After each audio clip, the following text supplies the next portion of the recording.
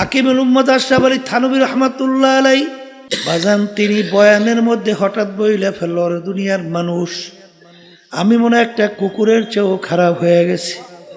হুজুর কিভাবে? বলে আমরা কুকুর বালিতে অনেকে পালি, কুকুরকে আমরা কেউ ভালো জিনিসের ভাগ দেই না। আমরা গোশত খাইয়া হাড্ডি বাহিরে ফালাই, মাছ খাইয়া কাটাগুলো বাহিরে ফালাই, ওই কুকুর হাড্ডি কাটা খাইয়া তার জীবনকে বাঁচায়।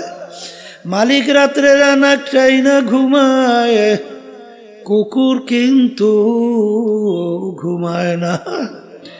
এই কুকুর ঘুমায়? সারা রাত্র মালিকের বাড়ি পাহারা দেয়, মালিকের যেন কোনো ক্ষতি না হয়। ভোরবেলা দেখবেন কুকুরের চক্ষু লাল হইয়া যায়। ওই সময় যদি মালিক কুকুরকে মারে, উচিত ছিল কুকুর মালিককে কামড় দেওয়া। ওরে নেমু খারাপ, আমি তো তোর কোনো ভালো জিনিসের ভাগ নেই নাই, তুই হাড্ডি কাটা বাহিরে ফালাইলে খাইয়া আমার জীবনকে বাঁচাইলাম, তোর বাড়িও পরিষ্কার রাখলাম, সারা রাত্র তুই নাকটাই না ঘুমাইছ, আমি কুকুর কিন্তু ঘুমাই না, তোর যেন কোনো ক্ষতি না হয়। এরপরে তুই আমাকে মারো, তোকে আমি কামড়াইয়া রাখবো না। কুকুর কিন্তু তা করে না। মালিকের কিভাবে সম্মান দেখায়, ল্যাসটাকে পেটের নিচে ঢুকায়, কান দুইটা নিচের দিকে নামায়, মাথাটা একটু কায়েত করে চক্ষু দুইটা বুঝু বুঝু তাকায়, করুণ দৃষ্টিতে মালিকের দিকে তাকায়, আর করুণ সুরে ডাক দেয় ঘেউ ঘেউ কইরা। মনে হয় যেন কুকুর বলে, মালিক তুমি আমাকে মাইরো না, তুমি আমাকে মাফ করে দাও।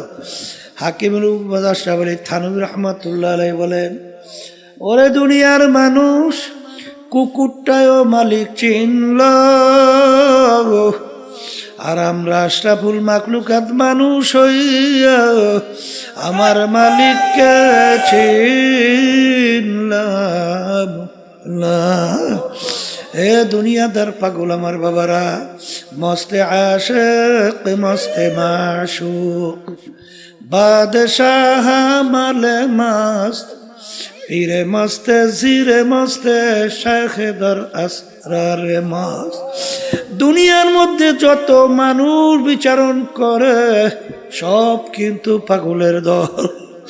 কেউ বা বেশি বেশি টাকা পয়সা কামাই করার জন্য পাগল, কেউ বা বেশি বেশি সম্পদ কামাই করার জন্য পাগল, কেউ বা সুন্দর বাড়ি গাড়ি করার জন্য পাগল, কেউ বা পীর মুফতি মুহাদ্দিস হওয়ার জন্য পাগল, কেউ বা সভাপতি সেক্রেটারি হওয়ার জন্য পাগল, কেউ বা বাজান ও সুন্দরী মেয়ে বিবাহ করার জন্য পাগল। আর একদল মানুষ দুনিয়া বিচারণ করে, তারাও কিন্তু একদল পাগল, তারা হইল আমার মাওলার পাগল। এ দুনিয়াদার পাগল, মাঝে মাঝে একটু চক্ষু বন্ধ করো, মোরাকাবা করো। দুনিয়ার পাগলামি কয়দিন বাজা, দুনিয়ার ইতিহাস পড়ে দেখো। ফেরাউন মাওলার সঙ্গে চ্যালেঞ্জ করলো, বাজান চ্যালেঞ্জ কইরা খোদাই পর্যন্ত নাউজুবিল্লাহ দাবি করলো। বাজান আমার মালিক ওকে দুনিয়ার ভিতরে এত আল্লাহু আকবার আরামে রাখছিল। ইতিহাসে দেখা যায় 750 বছরের মধ্যে ওই ফেরাউনের একদিন একটু সর্দি জ্বর হয় নাই, এত আরামে আমার মালিক ওকে দুনিয়ার ভিতরে রাখলো। ফেরাউনের বাড়ির দরজায় ইতিহাসের ভিতরে দেখা যায় এমন একটা গাছ ছিল, যে কোনো রোগের নিয়াত কইরা খাওয়ার সঙ্গে সঙ্গে সমস্ত রোগ ভালো হইয়া যাইত। নীল দরিয়ার পানি ফেরাউনের কথায় আসা যাওয়া করত, ভাটা জোয়ার হইতো। এত আরামে আমার মালিক ওকে দুনিয়ার ভিতরে রাখছিল। কিন্তু যখন ওর হায়াতের বেড়া শেষ, আমার মালিক ওকে নীল নদীর ভিতরে ফালাইয়া চুবাইয়া চুবাইয়া তারপর আমার মালিক ওকে মারছে। ফেরাউনের কোনো পাত্তাও ক্ষমতাও দেখা যায় না। সাদ্দাত মাওলার সঙ্গে চ্যালেঞ্জ করিয়া দুনিয়া ওর বেহেশত তৈরি করলো, কই সাদ্দাতের পাত্তাও নাই। নমরুদ মাওলার সঙ্গে চ্যালেঞ্জ করলো, তার খলিল ইব্রাহিমকে আগুনের ভিতরে ফেলাইলো, ঠ্যাং ভাঙ্গা মশা মাথার ভিতরে ঢুকাইয়া মাজান মাস্তক পাছার পিডাইয়া শেষা পাশা কইরা মারলো। ওই বাজান নমরুদের কোনো পাত্তা পাওয়া যায় না। এ বাংলাদেশের মানুষ, বাংলাদেশের ইতিহাস তালাশ করলে দেখবা এই বাংলাদেশের অনেক দুনিয়ামুখী নেতা, তাদের হুঙ্কার মনে হয় বাংলার জমি থরথর করে কাঁপত। বাজান কোন আজকে যাই দেখো হাইকোর্টের মাজারের ভিতরে পইরা আছে একজন দিনদার আল্লাহওয়ালা নামাজি মানুষ, ওদের কবরের কাছে দিয়ে একটু সালামও দেয় না, বরঞ্চ বলে শয়তানটা মরছে ভালো হয়েছে। জোরে বলেন কথা ঠিক না বেঠে? এ দুনিয়াদার পাগল আমার বাবারা, এ পর্দার আড়ালের মা বোনেরা, কোন দুনিয়ার পিছনে পড়ছ? একটু মাঝে মাঝে দুনিয়া নিয়ে একটু চিন্তা করো। হাকিকত সে তো দুনিয়া বেখবর হ্যায়, দুনিয়া কি নুমাইশ পর নজর হ্যায়। বাজান আল্লাহ রসুল সাল্লাল্লাহু আলাইহি ওয়াসাল্লাম দুনিয়া এবং দুনিয়ার ক্ষমতা, দুনিয়ার সম্মান, দুনিয়ার যত সম্পদ, এই ব্যাপারে আল্লাহর হাবিব বলেন আর দুনিয়া জিফাতুন ওয়া তালিবুহা কিলা, দুনিয়াটা হলো একটা মরগের মতো। এ বুদ্ধিমান আমার বাবারা, এ পর্দার আড়ালের মা বোনেরা, বাজান একটা মরগের কি মূল্য আছে? কোনো মূল্য তো নাই, বরঞ্চ ফালাইয়া দেওয়ার জন্য ব্যস্ত। আল্লাহর হাবিব বলেন দুনিয়া এবং দুনিয়ার ভিতরে যত সম্পদ, আল্লাহর হাবিব বলেন একটা মরগের মতো, এর পিছনে যারা পড়বে আখিরাতের স্থায়ী জিন্দেগি ধ্বংস করবে। আল্লাহর হাবিব সাল্লাল্লাহু আলাইহি ওয়াসাল্লাম বলেন ওইগুলা হইল কুকুরের দল। এই জন্য বাগান সাহাবায়ে কেরামদের ইতিহাস পড়লে দেখবেন, আল্লাহর হাবিব সাল্লাল্লাহু আলাইহি ওয়াসাল্লাম ইতিহাস পড়লে দেখবেন, কাফেরেরা যখন দেখলো আরে আল্লাহর হাবিব সাল্লাল্লাহু আলাইহি ওয়াসাল্লাম কোনো ক্রমই তাদের অন্যায়ের প্রতিবাদে চুপ থাকে না, বরঞ্চ বিভিন্ন কায়দার লোক সব তার কাছে জড়ো হয়। কাফেররা একত্রিত হইয়া পরামর্শ কইরা আল্লাহর হাবিবের কাছে 3টা প্রস্তাব নিয়ে গেল। 1 নম্বর প্রশ্ন, মুহাম্মদ সাল্লাল্লাহু আলাইহি ওয়াসাল্লাম তুমি এক আল্লাহর উপরে ঈমান আনার দাওয়াত দাও, এতে আমাদের জন্য কোনো সমস্যা নাই। বর্তমানেও কিন্তু দেখবেন এক শ্রেণী ইহুদি নাসারা খ্রিস্টান, ওরা কিন্তু আপনার ধর্মকর্ম পালন করার কোনো সমস্যা নাই, কিন্তু রাষ্ট্রীয় ব্যাপারে নজর রাখলে সব ঘুরতে উঠাইয়া দেয়। জোরে বলেন কথা ঠিক না বেঠি? কারণ আজীবন তোমরা গোলাম থাকবা, কেন তোমরা আবার রাজাগিরি করতে যাবা? এই জন্য বাজানদেরকে বলবো, তুমি ওই যে কথা অন্যায় প্রতিবাদ যদি না করো, তাতে কিন্তু দেখবা বিজাতি ওই বিভিন্ন দুনিয়ামুখী রাজনীতি দল দেখবা তোমাকে হাদিয়া দেবে, সম্মান করবে, কিন্তু যখন ওদের অন্যায়ের প্রতিবাদে কথা বলবা তখন শুধু হাদিয়া তো দূরের কথা, সুযোগ পাইলে মাইরাও পালায়। জোরে বলেন কথা ঠিক যাবে ঠিক? যখন নাকি বলল মুহাম্মদ তুমি এক আল্লাহর উপরে ঈমান আনার দাওয়াত দাও, এই জন্য আমাদের কোনো সমস্যা নাই, কিন্তু একটা শর্ত, আমাদের কার্যক্রমের বিরুদ্ধে তুমি কিছু বলবা না। যদি এইটা করতে পারো আমরা সিদ্ধান্ত নিয়ে আসি তোমাকে 3টা পুরস্কার দেব। 1 নম্বর পুরস্কার, অর্থাৎ তোমাকে আমরা আরবের ভিতরে সবচেয়ে বড় ধনী বানায়া দেব, আরবের ভিতরে সবচেয়ে সম্পদশালী বানায়া দেব। আবার শর্ত হইল দাওয়াত দাও, কোনো সমস্যা নাই, আমাদের অন্যায়ের প্রতিবাদে, আমাদের কার্যক্রমের প্রতিবাদে কিছু বলবা না। এতটুকু যদি মানতে পারো তোমাকে আরবের বড় ধনী বানায়া দেব। 2 নম্বর প্রস্তাব, তোমাকে আমরা আরবের রাজা বানায়া দেব। অর্থাৎ আজকে একটু মেম্বার চেয়ারম্যান হওয়ার জন্য, এমপি হওয়ার জন্য কতবার যে ইমান বিক্রি করে। কিন্তু আল্লাহর হাবিবকে প্রস্তাব দিল, তোমাকে আমরা আরবের নেতা বানায়া দেব। 3 নম্বর প্রশ্ন, আরবের সবচেয়ে সুন্দরী মেয়েটা তোমার জন্য বিবাহের ব্যবস্থা করব। এক শর্ত হলো, এক আল্লাহর উপরে ঈমান আনার দাওয়াত দাও, এই জন্য আমাদের কোনো সমস্যা নাই, কিন্তু আমাদের কার্যক্রমের বিরুদ্ধে তুমি কিছু বলবা না। এতটুকু যদি মানতে পারো, এই 3 প্রস্তাব। আল্লাহ রাসূল সাল্লাল্লাহু আলাইহি ওয়াসাল্লাম এই প্রস্তাব মানছে? মানে তো নাই, বরঞ্চ বলে কাফেররা, শোন, তোরা আমাকে আরবের নেতা বানাবি, ধনী বানাবি, সুন্দরী মেয়ে বিবাহ দিবি, কিন্তু সৈন্যরা তোরা যদি আসমান থেকে সূর্য এক হাতে, আসমান থেকে চন্দ্র আইনে আমার আর এক হাতে দিতে পারো, তারপর আমি এক আল্লাহর উপরে ঈমান আনার দাওয়াত এবং তোদের অন্যায়ের প্রতিবাদে আমি বলতেই থাকবো।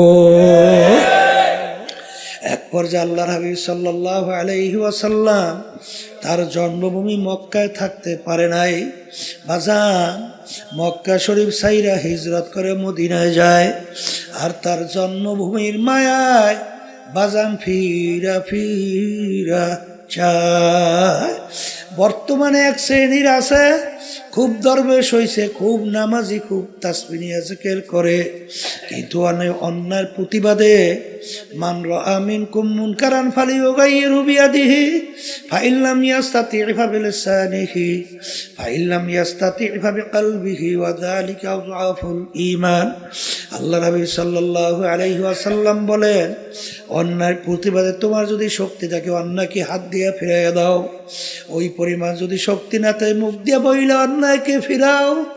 ওই পরিমাণ যদি শক্তি না থাকে, মনে মনে পরিকল্পনা করতে থাকো কিভাবে অন্যায়কে ফিরানো যায়।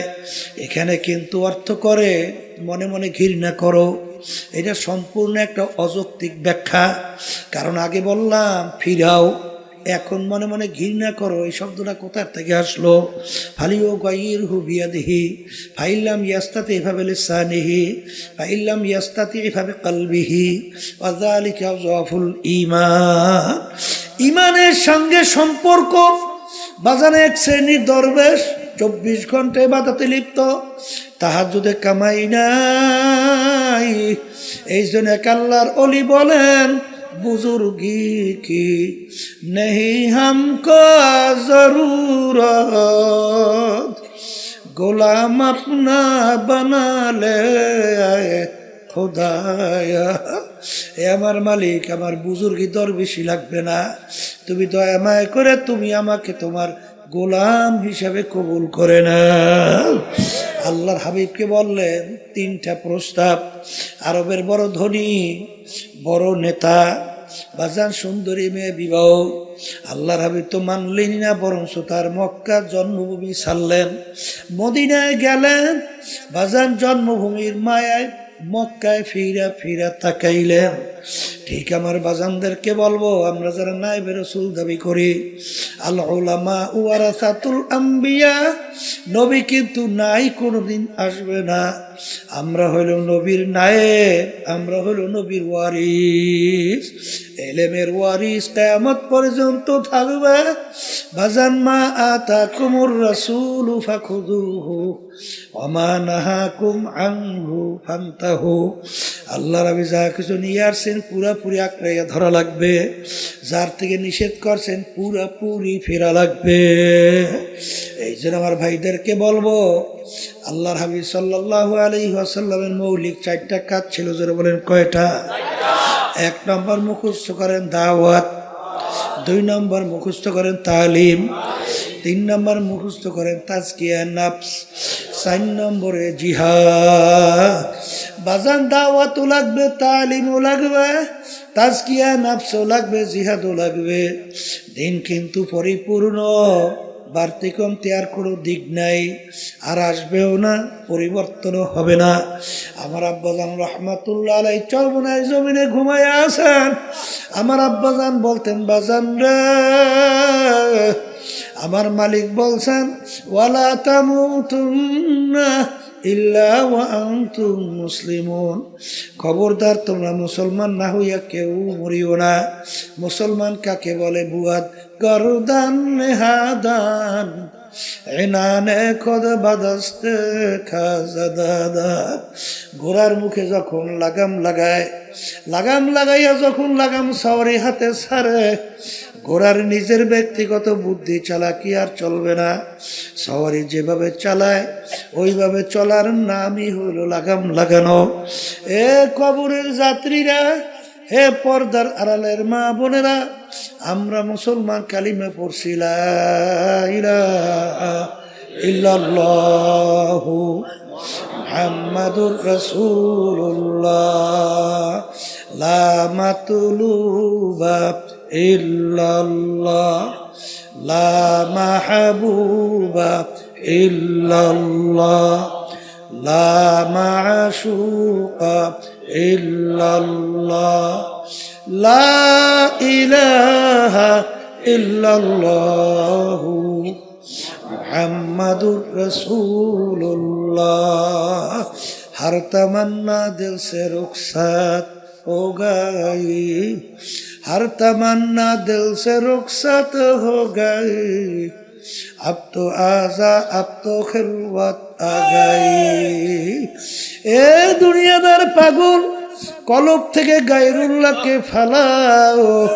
লা মাকসুদা ইল্লাল্লাহ লা মাহবুবা ইল্লাল্লাহ।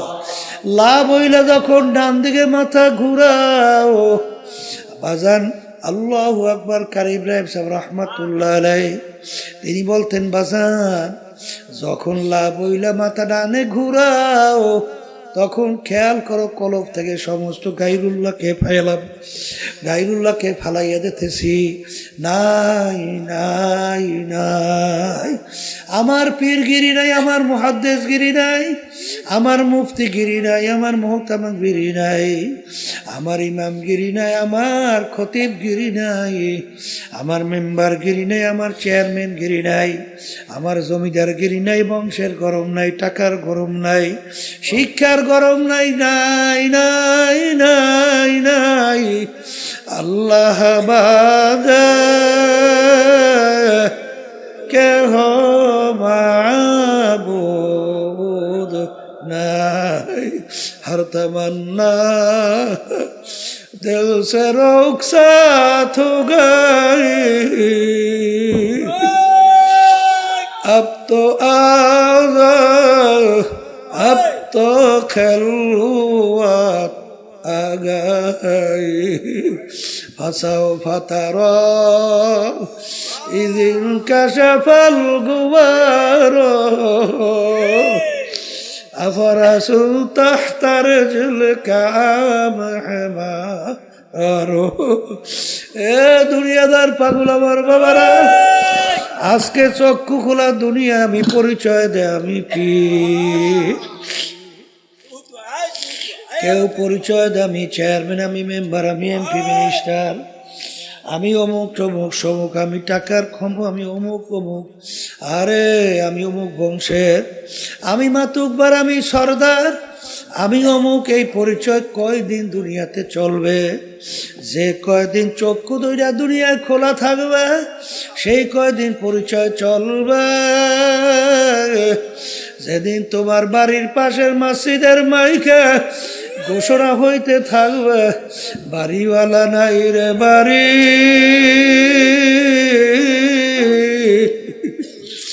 নাই রে দুনিয়াতে। আল্লাহু আল্লাহ। এখন তাকাইয়া দেখো, কই তোমার টাকার গরম, কই তোমার ক্ষমতার গরম, কই তোমার বংশের গরম? কই নেই যে এই পাশের মাইক দূরের মাইক একরকমের শব্দ রাখতে বলি নাই? বারবার দূরের সাথে এত বাড়াও কর, এত বাড়াস ফাজিল কোথাকার, বয়ানি করতে দেয় না, আবার একের কমাইস না, এই পাশে শব্দ বাড়া, একরকমের শব্দ রাখতে বলি নাই? ফাজিল কোথাকার তখন আল্লাহু আল্লাহ। এ কবরের যাত্রীরা, পর্দার আড়ালের মা বোনেরা, দুনিয়ার জিন্দেগি কিন্তু একটাই বাজান। একবার যদি কেউ কবরে যাইয়া ঠইগা বসো, আর দ্বিতীয়বার দুনিয়াতে আসে আপিল কইরা জিতবার কিন্তু আর আশা নাই। এ কবরের যাত্রীরা বাজান, আমি আপনাদের সামনে প্রথম আয়াত শরীফ তেলাওয়াত করছিলাম। আয়াতের ভিতরে আমার মালিক বলে, আমি 18,000 কম বেশি মাখলুকাত সৃষ্টি করছি। এর ভিতরে 2টা মাখলুকাত সৃষ্টি করলাম কেন? মানুষ এবং জিন। এই 2টা মাখলুকাত আমি সৃষ্টি করলাম একমাত্র আমার ইবাদতের জন্য। সবাই বলি সুবহানাল্লাহ। এ কবরের যাত্রীরা, মালিক আমাদেরকে বানাইছেন তার ইবাদতের জন্য। এখন বলতে পারেন, হুজুর অন্যান্য মাখলুকাতগুলো আমার মালিক কেন বানাইলেন?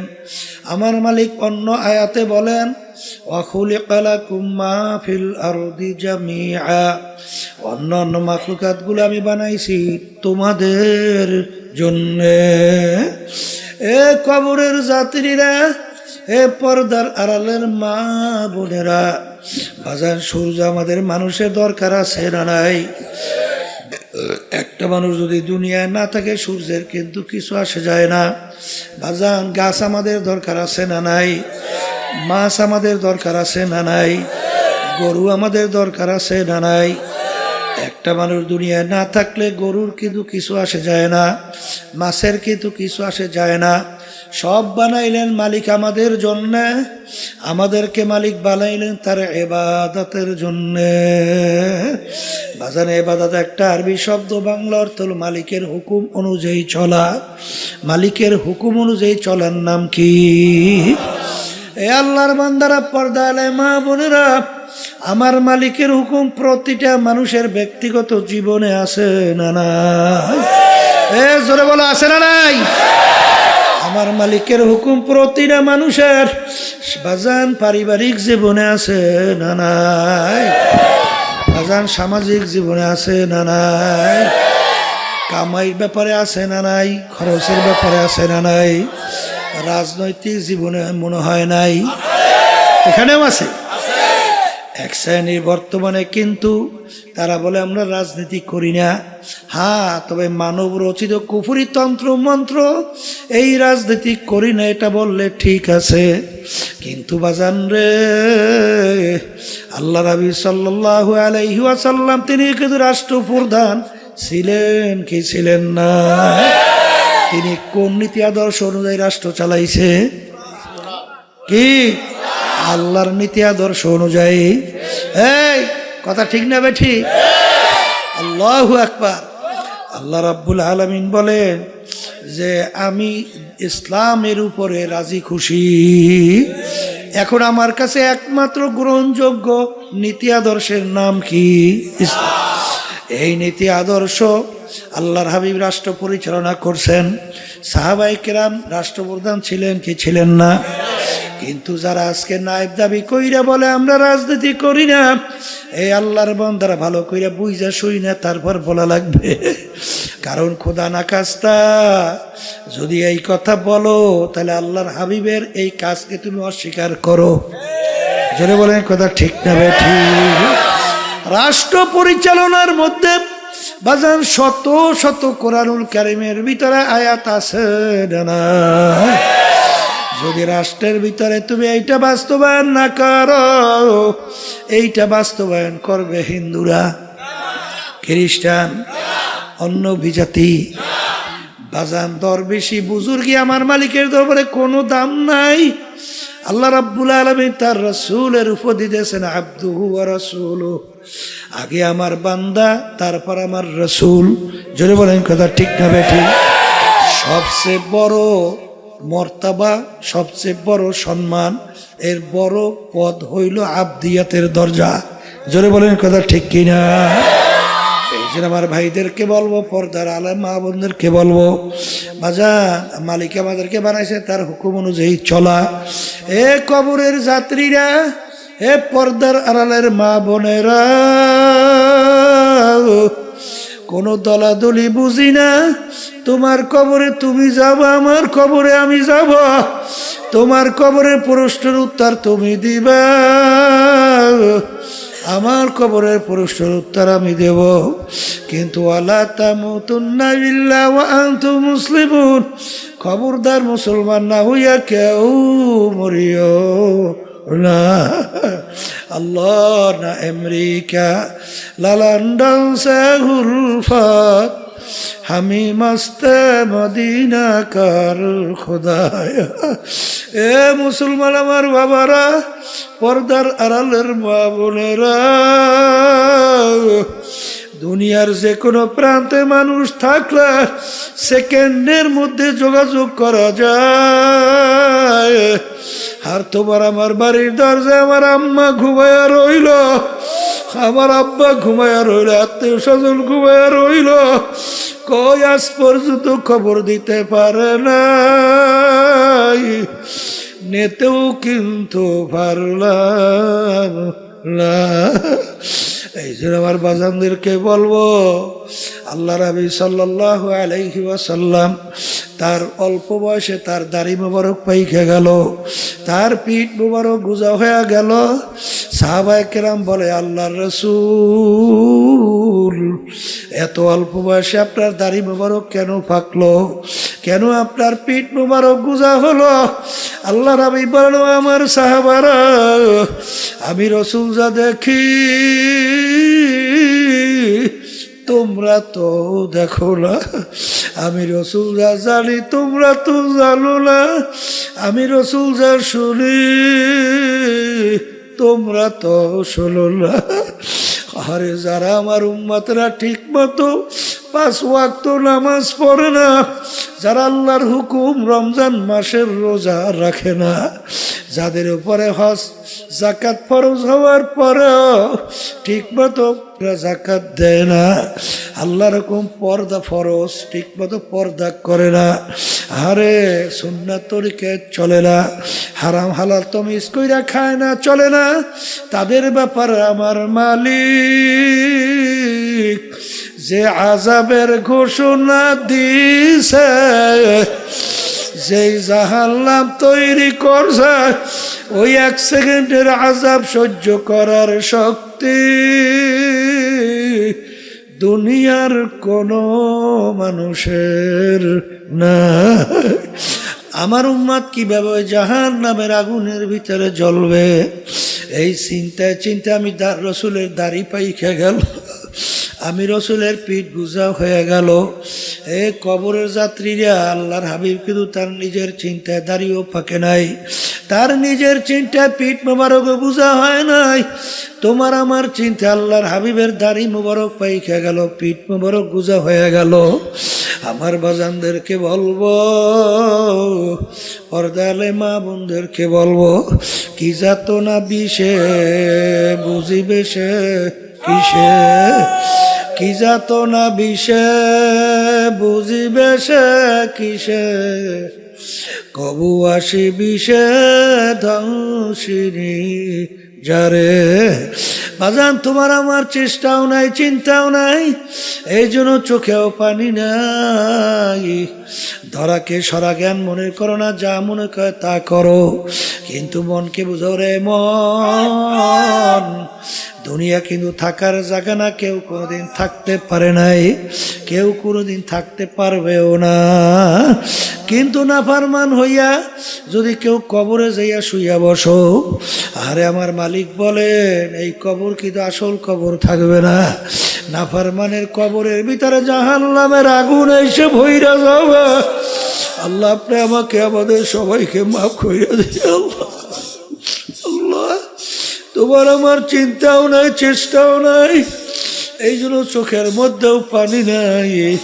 কিন্তু ওসমান গনি রাদিয়াল্লাহু তাআলা আনহু ইতিহাস পড়লে দেখবে, অনেক সময় কবর দেখলে এমন ভাবে অজরে কান্না শুরু করতেন, কানতে কানতে দাঁড়ানো অবস্থায় ঠাস করে বইসা পড়তো।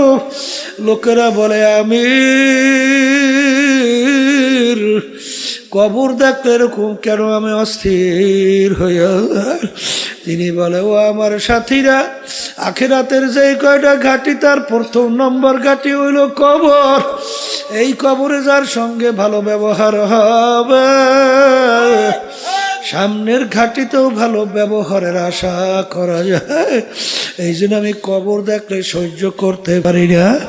যেই মামলার তদবির নাই, সেই মামলারও কিন্তু খালাস।